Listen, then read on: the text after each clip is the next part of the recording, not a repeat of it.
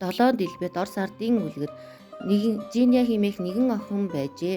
Нэгэн өдөр ээж нь түүнийг дэлгүүр рүү цагирган бов ахуулахаар явуулж охин 7 цагирган бовноос аавдаа 2 гонддог, ээждээ 2 намуун цэцгийн үрдэг, өөртөө 2 чихэртэй, харин дүү Павликта нэг ягаан өнгөтэйг авчээ. Хэлгээтэй цагирган бовыг аваад гэрийн зүг явж байлаа. Замдаа хаяг уншиж хэрээ тоосон шиг хайхрамжгүй явж байв. Харин тэр хооронд нэг нохой араас нь сэмхэн даган бүх цагирган бовыг нэг нэгээр нь идчихжээ. Эхлээд аавынх нь гонтдаг, дараа нь ээжийнх нь намуун цэцгийн үрдэг, мөн Жиниагийн чихэртэй. Жиниа цагирган бов нэг л хөнгөн санагдав. Эргээд хартал айл хэдийн оройтсон байлаа. Хэлгсэн утас нь хоосон санжигнаж нохой хамгийн сүүлийн Павликийн ягааныг идэж дуусаад амаа 7 байв. Аа муу нохой гэж Жиниа хашгираад барьж авахаар араас нь хөөв.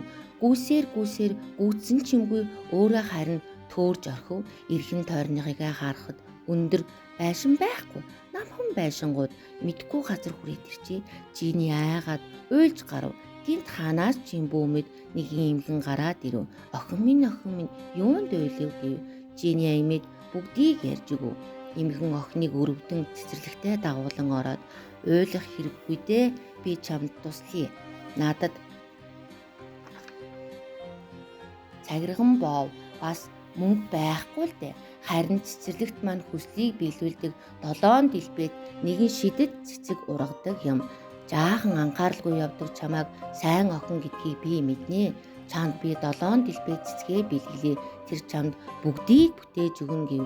Имгэн маш гоёмсог цэцгийг тастан авч Жини охинд өглөө.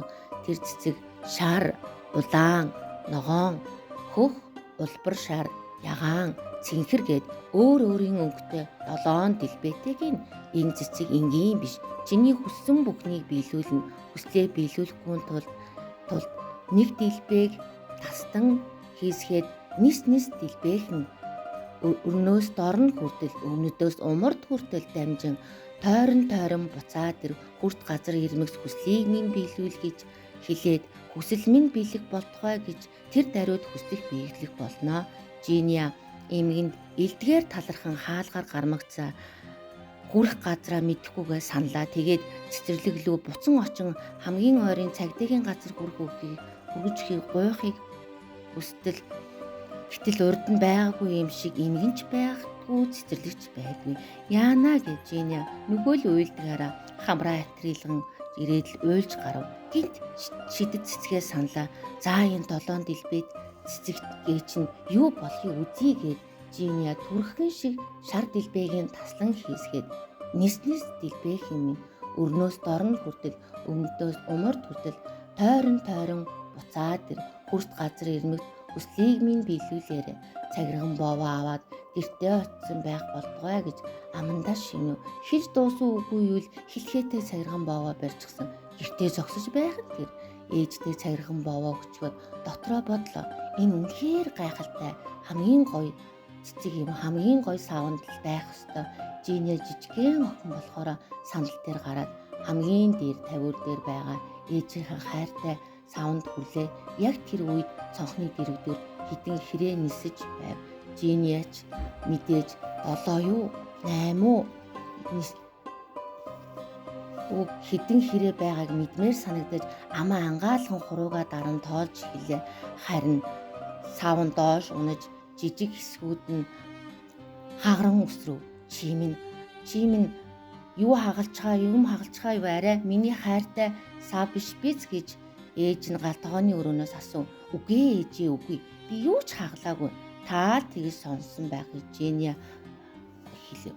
Улаан дэлбэгийн таслан хийсгээд нис дэлбэхийн өрнөөс дорн хүртэл өмнөдөөс умард хүртэл дамжин тойрон буцаад тэр хүрт газар ирмэгс хүслийг минь биелүүлээрэ.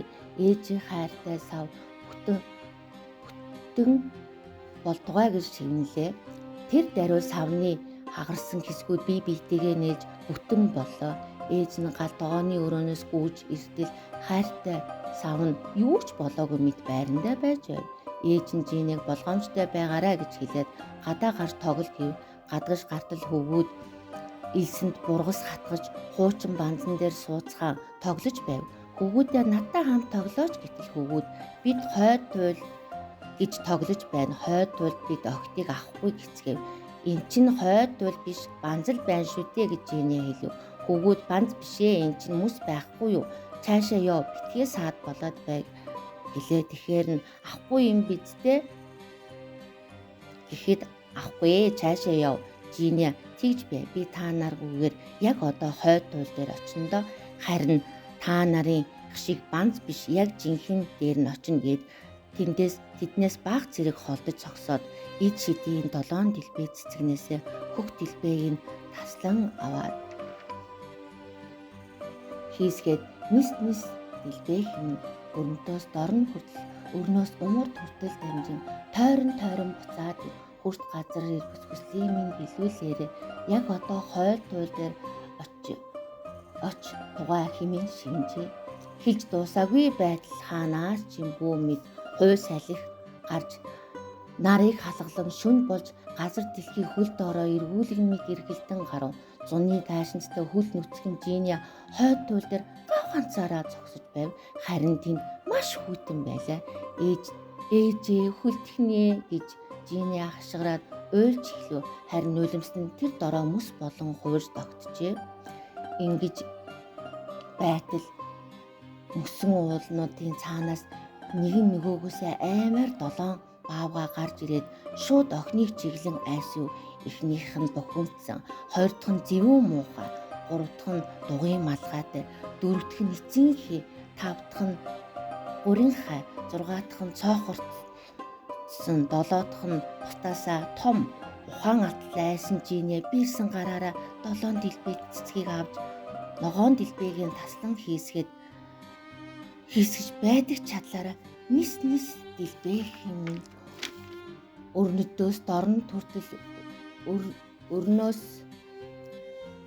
умард хүртэл тойрон буцаад ирэх хүрст газар ирмэс хүслийг минь биелүүл яг одоо хашаандаа эргэн очтугаа гэж ашиглаа. Тэр мөчөд хашаандаа эргээд ирсэн байв. Жиниа гомдож хөвгүүдтэй тоглохоо болохоор шийдээд өөр хашаа руу огттой тоглохоор явлаа. Охид янз бүрийн тоглоомоор тоглож байв. Нэг нь хүүхдийн тэргээр, нөгөө нь бүүнхөр, өөр нэг нь дээсээр, бас нэг нь 3 дугуйгаар. Жиниа атаархад за яах вэ?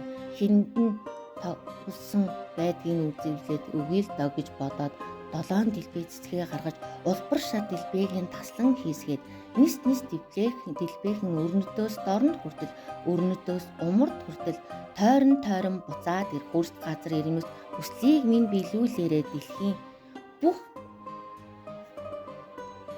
тоглоом минийх болтугай хэмээн шивжлээ.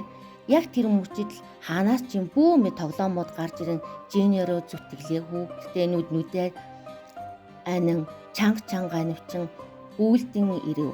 Жиниа эхлээд маш их баяртай байсан ч удалгүй хүүхдтэйнүүд маш олон болж хашаагийн дүүргээд гудамж талбай хүртэл дүүргөв. Хот нь айл хэдийн тоглоомонд дарагд. Жиниа шатан дээр гарсан ч байшингийн дээврийн хөндөр рүү гарсан тоглоом дагаастай. Жиниа дээвэр дээр үсрэн гараад хурдхан ягаан дэлбэгээ таслан хийсгээд нис дэлбээхэн өрнөдөөс дорн хүртэл өрнөөс умард хүртэл тойрон буцаад ир хүрт газар ирмэс хүслийн минь биелүүлээрээ тоглоомод бушуухан дэлгүүрлүүгээ эргэн очтугай хэмээн шивжлээ. Тэр даруйд бүх тоглоом алга болов. Жиниа 7 дэлбээ цэцгээ хардаж ердөө ганцхан дэлбээ үлдсэн байлаа. Бас ч гэж ганц ширхэг байна шүү. 6-гийн дэлбээгийн ямар ч хэрэггүй үрчээ. За яах вэ? Одоо бодолтойхон шиг үрий байж дээ гэд гадаа гарлаа. Жиниа гараад явж байтал гинт нэгэн хүүгэн хаалганы дэргэс сандал дээр сууж байв. Тэр хүү харваас зодон хийдгүү сайн хүү санагдсан тул Жиниа түүнтэй танилцахыг хүслээ. Охин хөвгүүний дэргэд дөхөн очлоо.